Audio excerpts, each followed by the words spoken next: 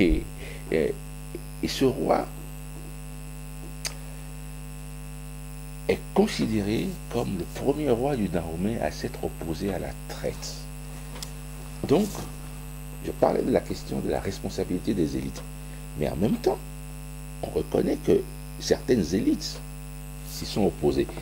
Mais alors, comment on entre dans le récit là? Il faut retourner dans le roman pour comprendre la complexité du personnage du roi opposé à la traite négrière de manière très paradoxale, parce qu'il y avait aussi des questions de vengeance personnelle à régler avec un directeur de fort négrier.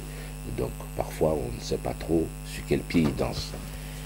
Et ce roi, pour moi, était le symbole le plus fort de ce qu'est la complexité du sujet de l'esclavage. Comment un roi qui s'est opposé à la traite négrière a-t-il pu être déchu de son trône grâce à la complicité des négriers et de son propre beau-frère?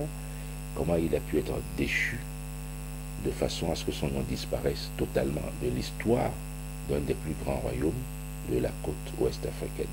Voilà, et pour terminer, parce que ce roi, on interdit de parler de lui.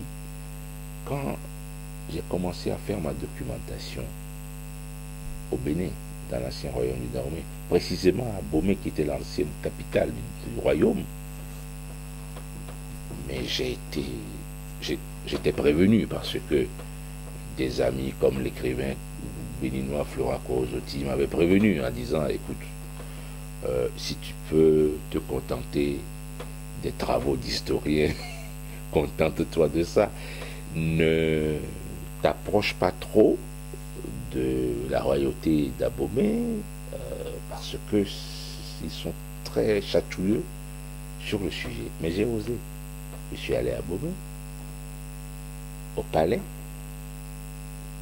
J'ai vu un notable. J'avais un intermédiaire. Mais quand j'ai commencé à poser la question dans 12 ans, je me souviendrai toujours de la phrase du notable. Mais il est interdit de parler de lui. C'est interdit de parler de cet homme. Qu'est-ce que vous voulez faire avec une histoire pareille? Vous êtes historien? J'ai dit non, je ne suis pas historien, je suis écrivain. La chance, c'est qu'il ne savait pas trop ce que c'était un écrivain. Un écrivain, c'est quoi? Au moins un historien, c'est clair. Écrivain, ah bon, vous avez écrit une histoire sur dans 2 ans? Non, je vais me servir de lui pour raconter une histoire sur l'esclavage. Double surprise. Ah bon? Vous allez parler de l'esclavage? Donc, on n'est jamais sorti totalement indemne d'une telle investigation.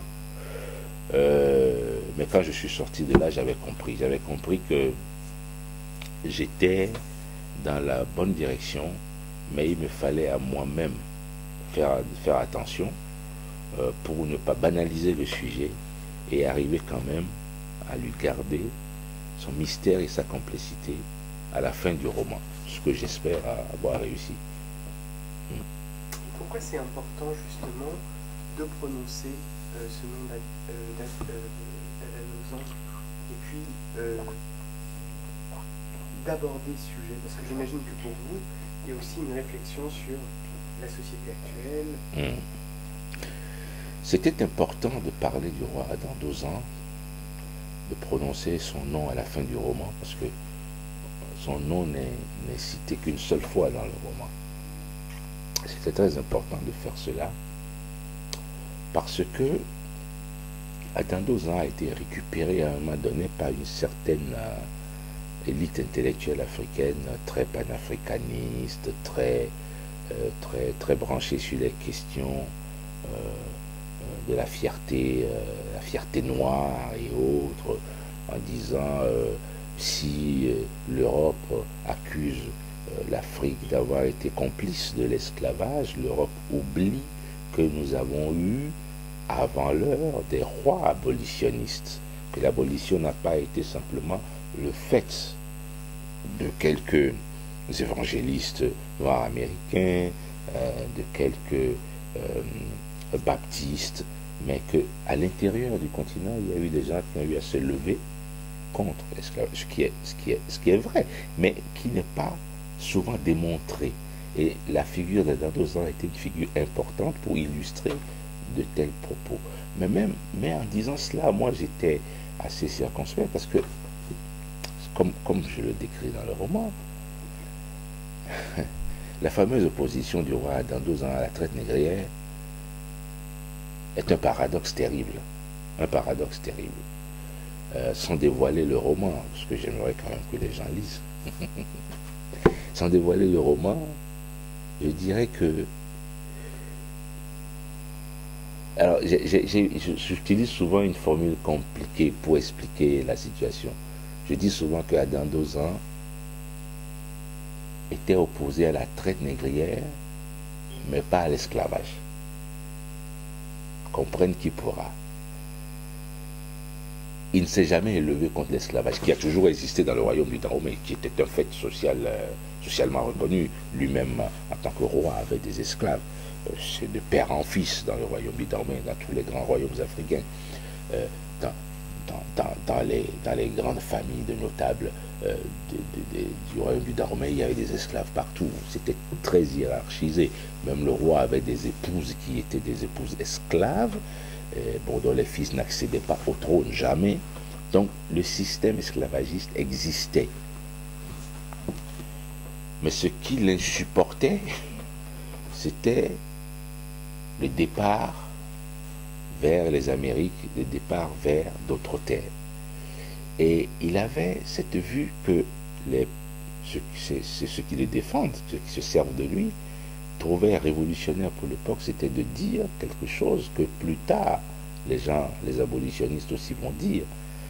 Bah, écoutez, si les esclaves doivent aller travailler sous des climats qui sont à peu près identiques au climat d'ici, à Cuba, au Brésil, dans le sud des États-Unis, pour cultiver des choses qui peuvent pousser ici, pourquoi vous ne les faites pas travailler sur place pour que ça profite à tout le monde? C'est ça que j'appelle le paradoxe d'Adam Dozan. Pour moi, c'est vraiment un roi abolitionniste terriblement paradoxal. Mais en même temps, c'était un homme de son époque. Un homme de son époque qui était un homme d'État, qui était obnubilé par le profit aussi. Se disant, le système est là, le système existe, il devrait pouvoir profiter à tout le monde. Mais nous n'allons pas être bêtes pour le supprimer, puisque, un esclave reste un esclave. Et le traitement que l'on avait pour les esclaves dans le royaume du Dahomey n'était pas un traitement aussi inhumain que l'on trouvait dans les colonies, mais toujours est-il que c'est une condition de serf, quoi. Voilà, donc je tenais absolument à montrer qu'il faut faire attention avec le personnage et renvoyer dos à dos ses défenseurs et ses détracteurs. Disons, l'homme avait une personnalité à plusieurs facettes, mais l'homme avait quand même cette force de poser des questions qui nous font encore réfléchir aujourd'hui.